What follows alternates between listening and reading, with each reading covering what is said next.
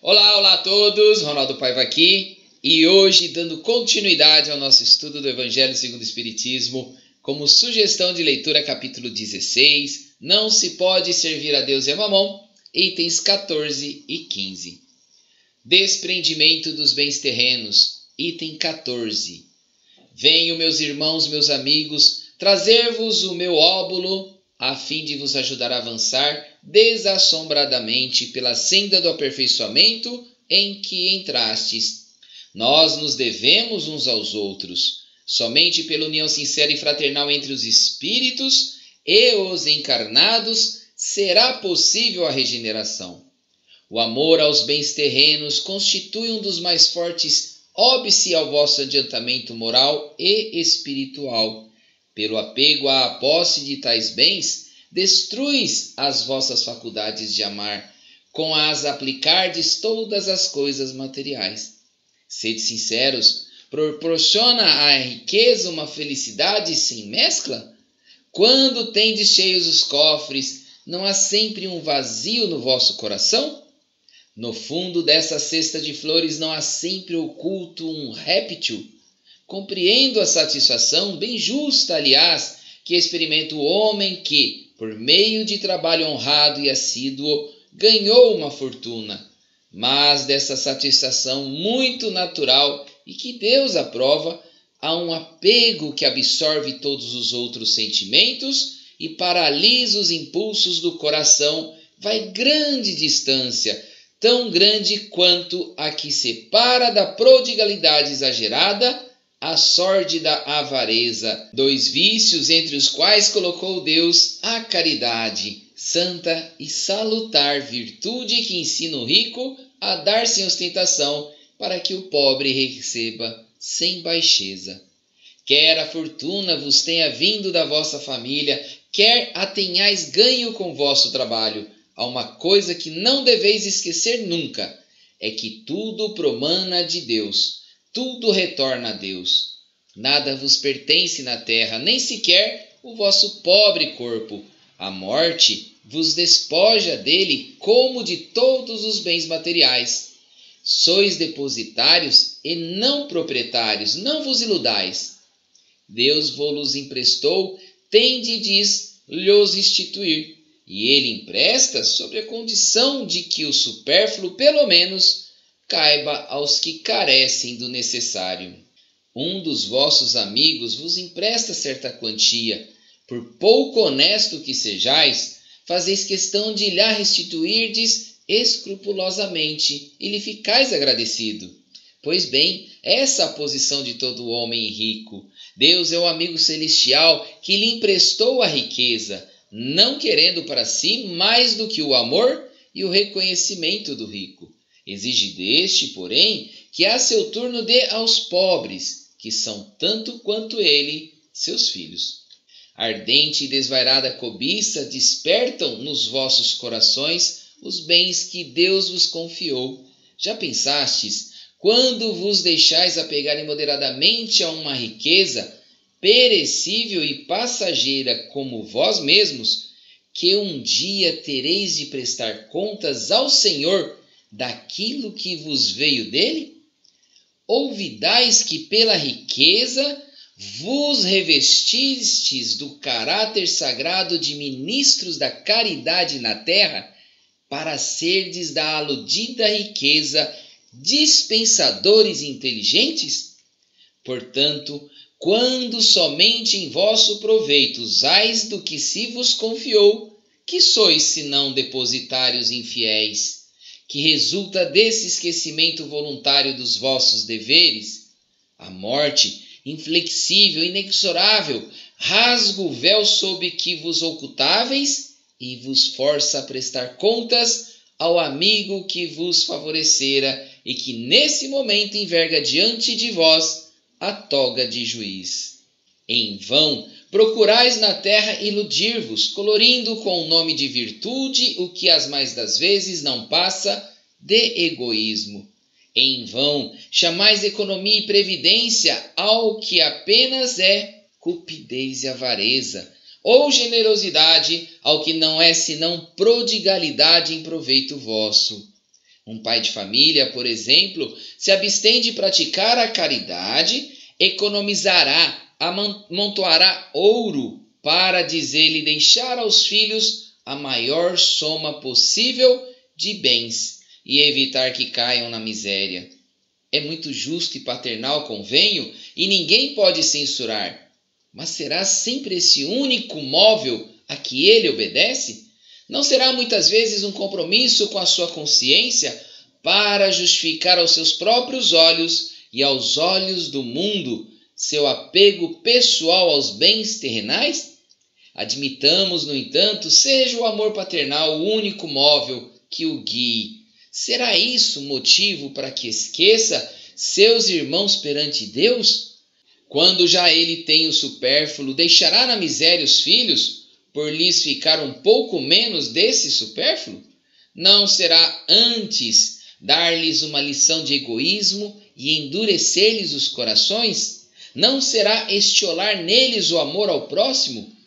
Pais e mães, laborais em grande erro, se credes que desse modo granjeais maior afeição dos vossos filhos, ensinando-lhes a ser egoísta para com os outros, ensinais-lhes a sê-lo para com vós mesmos. A um homem que muito haja trabalhado e que com o suor de seu rosto acumulou bens, é comum ouvir dizer que, quando o dinheiro é ganho, melhor se lhe conhece o valor. Nada mais exato. Pois bem, pratique a caridade. Dentro das suas possibilidades, esse homem que declara conhecer todo o valor do dinheiro, e maior será o seu merecimento do que o daquele que, nascido na abundância, ignora as rudes fadigas do trabalho.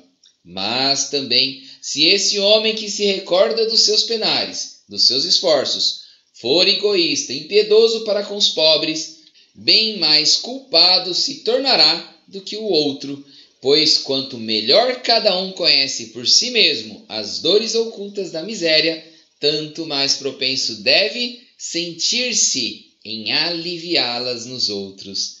Infelizmente, sempre há no homem que possui bens de fortuna um sentimento tão forte quanto ao apego aos mesmos bens. É o orgulho. Não raro vê-se o arrivista atordoar, com a narrativa de seus trabalhos e suas habilidades, o desgraçado que lhe pede assistência em vez de acudi-lo e acabar dizendo: faço o que eu fiz. Segundo o seu modo de ver, a bondade de Deus não entra por coisa alguma na obtenção da riqueza que conseguiu acumular.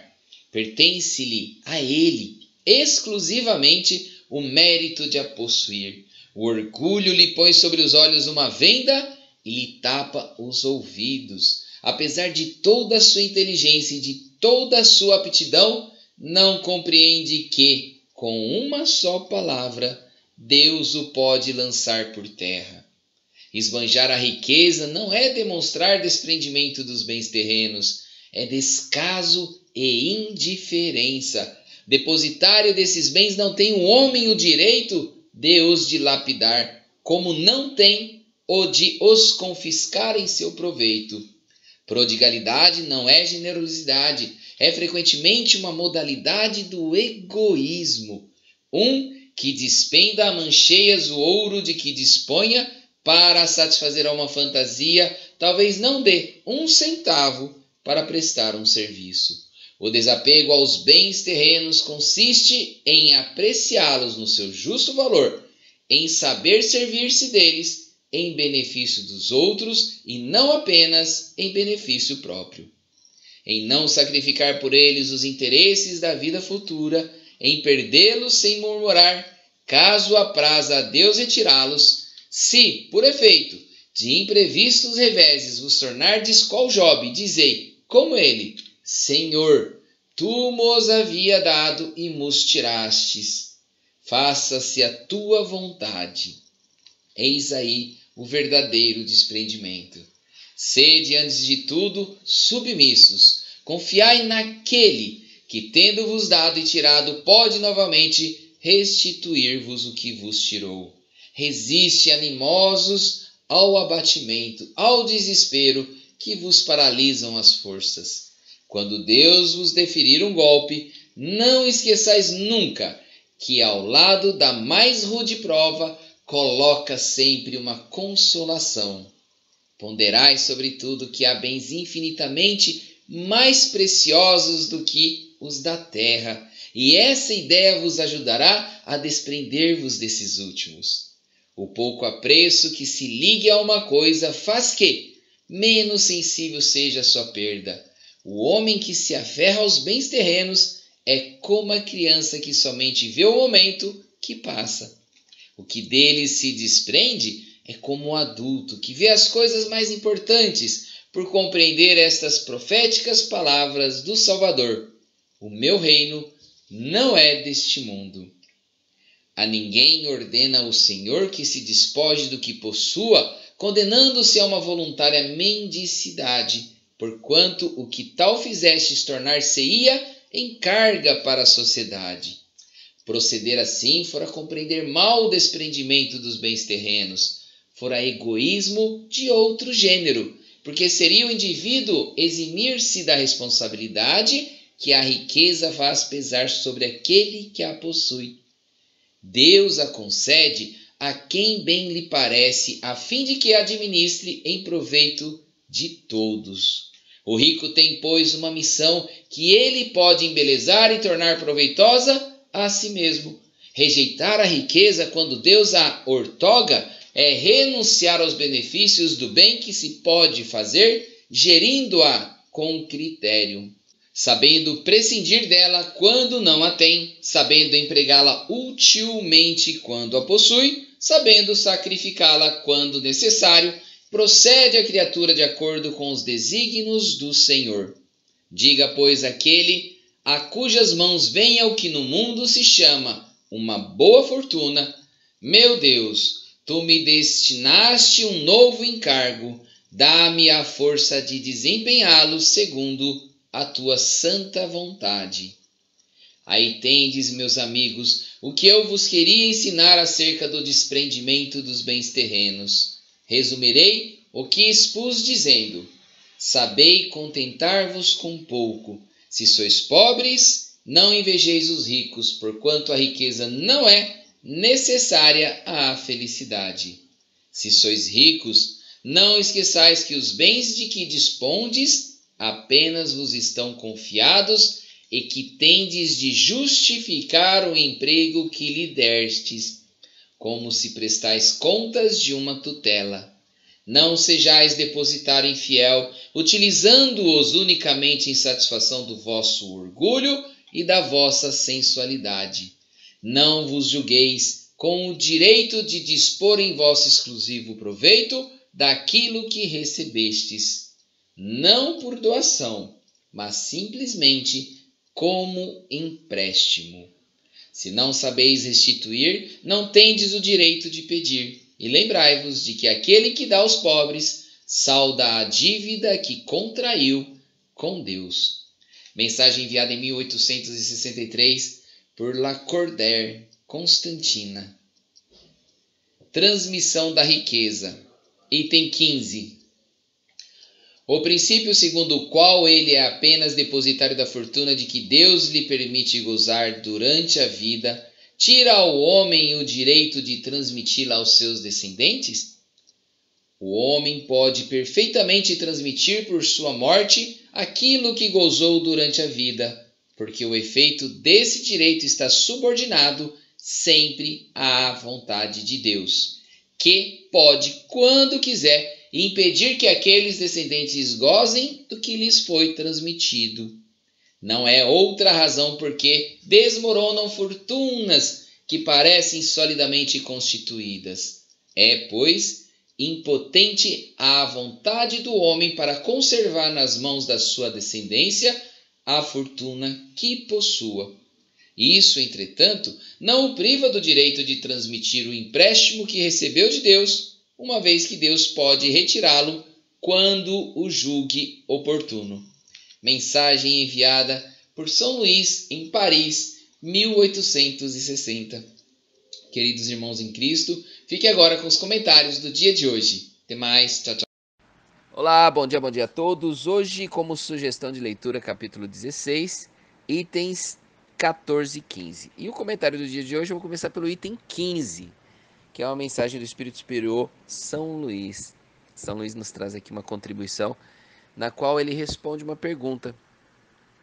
Esse princípio, segundo o homem de bem, de posses, né, de bens, esse homem, se ele é um depositário de Deus, da fortuna de Deus, isso tira-lhe o direito de passar essa fortuna para os seus descendentes, ou seja, né, ele tem posses, ele goza dessas posses, ele vivencia as experiências da posse, e isso tira o direito dele de transmitir aos seus descendentes só porque tudo que ele tem é de Deus, ele é somente um depositário? Então, São Luís vem aqui e responde, olha, nada impede que ele queira passar, queira transmitir a sua fortuna para os seus descendentes. Mas não significa que isso vai acontecer, porque tudo depende de Deus. E aí ele lembra das situações, né? E realmente acontece muito isso. Quantas e quantas fortunas não se desfaz, que não fica com os descendentes, depois que aquele que a transmitiu voltou para sua pátria espiritual. Então essa mensagem aqui de Santo Agostinho é só para tirar aquela dúvida de que, tudo que eu tenho, será que eu vou garantir que meu filho realmente vivencie aquilo que eu desejo? Eu vou deixar para ele e ele vai receber? Será que ele vai receber? Tudo depende de Deus. No próximo áudio, item 14, que é uma mensagem de Lacordaire. Já no item 14, também sobre o mesmo tema, o tema é desprendimento dos bens terrestres, dos bens materiais, dos bens terrenos. Lacordaire nos traz um ensinamento, né? E olha que maravilha nós termos a oportunidade de olhar essas mensagens. Sempre lembrando que Lacordaire está mandando essa mensagem em 1863. Tem mais de 200 anos essa mensagem. Jesus Cristo nos traz esses conhecimentos todos através de suas máximas, através dos evangelhos,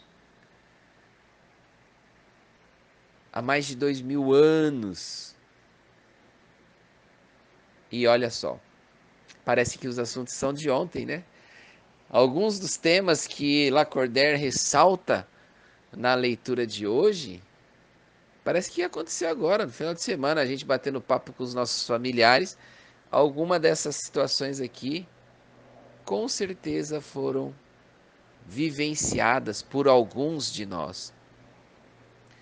Lacordaire fala da avareza, que muitas vezes se esconde em previdência, em economia. Ah, vou guardar dinheiro hoje para ter um futuro mais tranquilo. Ah, vou guardar hoje porque eu quero ter uma aposentadoria mais calma, quero curtir uma aposentadoria sem problemas. Não há nada de errado em pensar assim.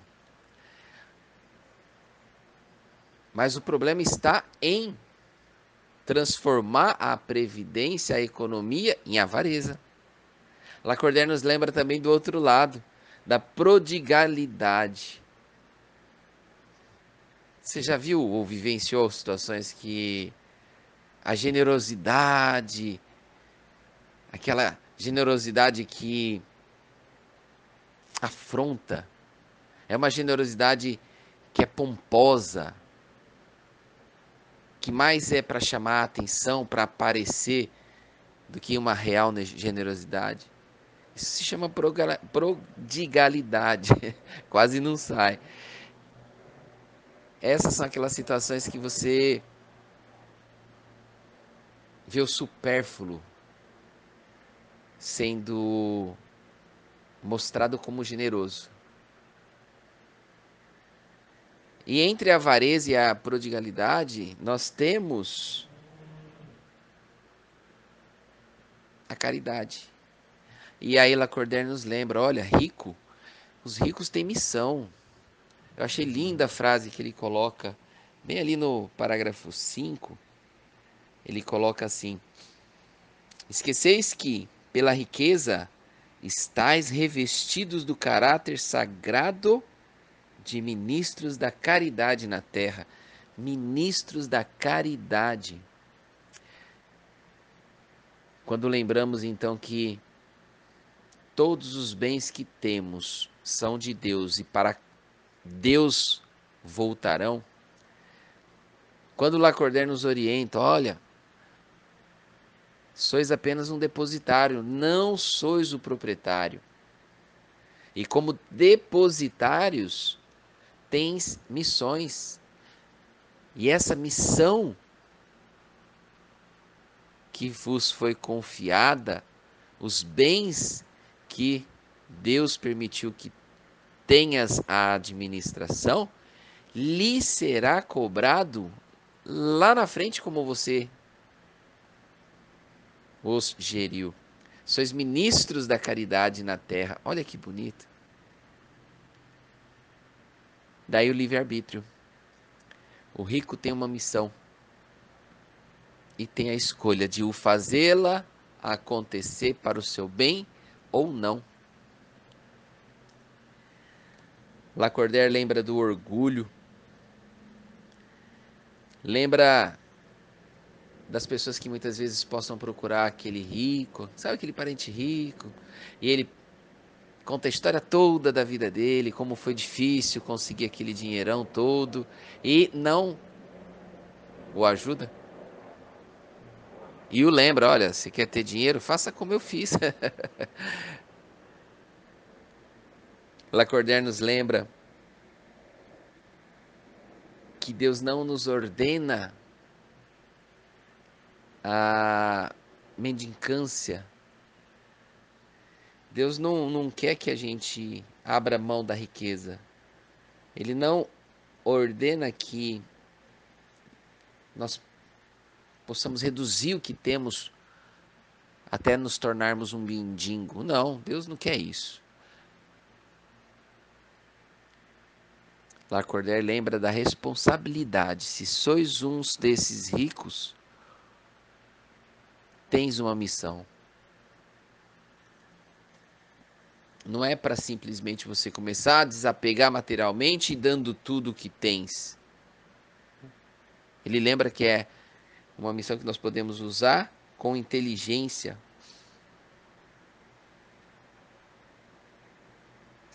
Ele lembra que nós devemos fugir da avareza sórdida e da prodigalidade exagerada. E isso nós temos que fazer uso da inteligência.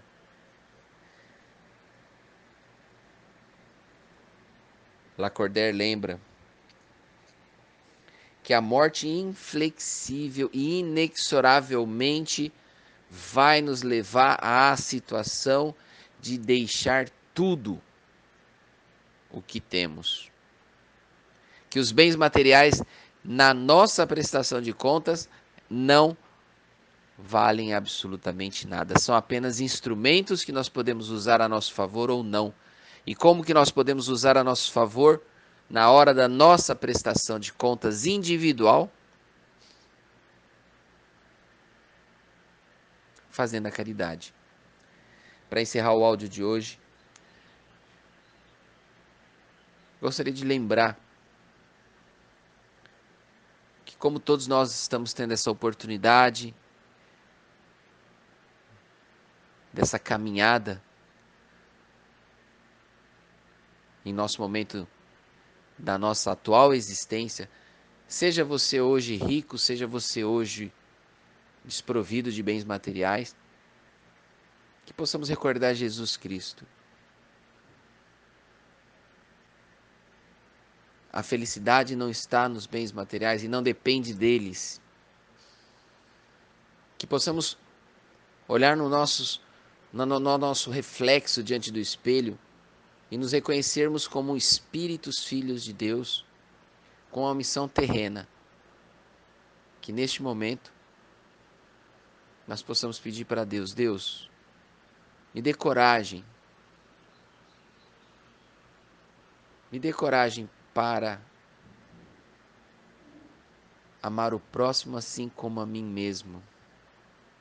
Pois fazendo isso, queridos irmãos, nós estaremos amando a Deus acima de tudo. E fazendo jus à confiança que Deus nos depositou nesta nossa experiência atual. Que Deus esteja com todos vocês hoje, agora e sempre. Que assim seja.